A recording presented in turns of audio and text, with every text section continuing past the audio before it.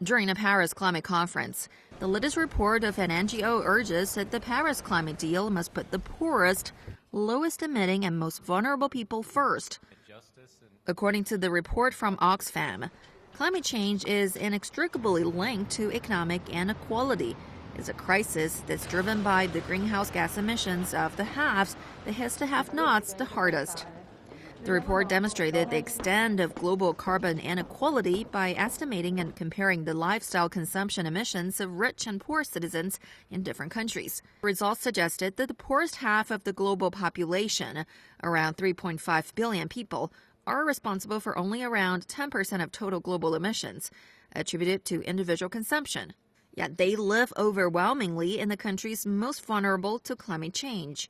On the other hand, around half of these emissions can be attributed to the richest 10% of people around the world, who have an average carbon footprint that's 11 times as high as the poorest half of the population, and 60 times as high as the poorest 10%. In particular, the average footprint of the richest 1% of people globally could be 175 times that of the poorest 10%. However, even for the richest citizens, a weak agreement in Paris is no more in their interest than it's in the interest of the poorest and least responsible.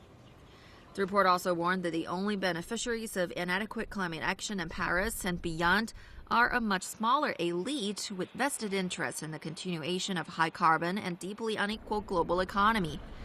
Governments in Paris need to stand up to their influence and stand up for their citizens, the poorest, lowest emitting and most vulnerable among them first and foremost, if Paris is to deliver an agreement for those who need it most, urged the report.